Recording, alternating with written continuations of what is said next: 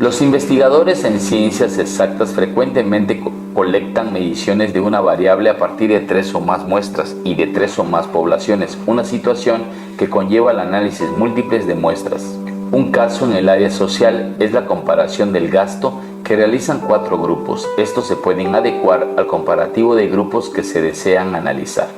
Tenemos 4 grupos, de los cuales nosotros vamos a empezar a realizar la operación de varianza. En el primer paso vamos a calcular la suma de todos los elementos de cada grupo, siendo en el grupo 1 su suma de los elementos de 274, del grupo 2 de 292, del grupo 3 de 290 y del grupo 4 de 239, donde la suma de todos ellos nos da un total de 1095.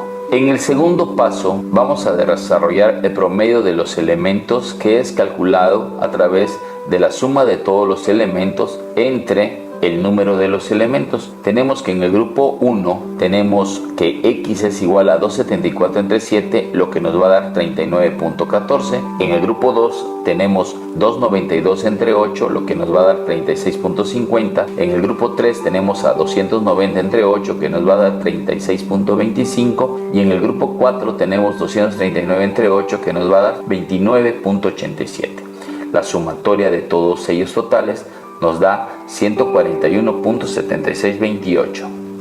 En el tercer paso vamos a definir el número de elementos de cada elemento. Observamos que en el grupo 1 tenemos N7, que son 7 elementos, del grupo 2 son 8 elementos, del grupo 3 son 8 elementos, del grupo 4 son 8 elementos y en total tenemos 31 elementos. En el cuarto paso vamos a desarrollar la sumatoria de los cuadrados de los elementos. Para esto es necesario buscar en cada grupo los cuadrados de cada elemento. Los cuadrados de los elementos del primer grupo de 11.926. En el grupo 2 nos dará una sumatoria de los cuadrados de los elementos de 12.312. Del grupo 3 nos da una sumatoria de los cuadrados de 11.410 y en el grupo 4 nos va a dar una sumatoria de los cuadrados de 8.491. dándonos un total de la sumatoria de todos los cuadrados de 44.139. En el quinto paso vamos a desarrollar la fórmula de la suma de los cuadrados totales, en donde vamos a utilizar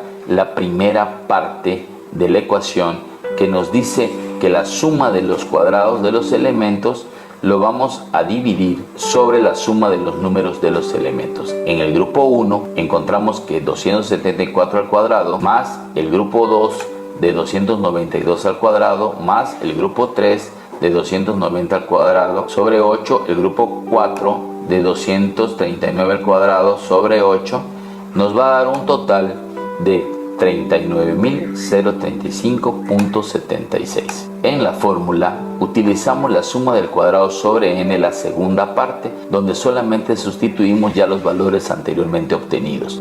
De 1095 al cuadrado sobre el número total de los elementos, que es 31, tenemos un total entonces de 38.678.22. En el sexto paso de la fórmula vamos a desarrollar la explicación de la suma de los cuadrados totales. Aquí en este apartado de la fórmula vamos a utilizar la suma de los elementos al cuadrado sobre la suma de los números de los elementos menos la suma de los elementos al cuadrado sobre la suma de todos los elementos. A la hora de sustituir, teniendo estos datos, tenemos 39.035.76 menos 38.678.22, lo que nos va a dar una suma de cuadrados totales de 357.54. En el séptimo paso de la fórmula vamos ahora a calcular la suma de cuadrados de grupos. Esta se saca en la suma de cuadrados menos la suma de los elementos al cuadrado sobre la suma de todos los elementos. Teniendo ya los valores anteriormente calculados, sustituimos en la suma de los cuadrados de grupo 44.139 menos 39.035.76, lo que nos va a dar un total de la suma de cuadrados de grupo de 5.103.24.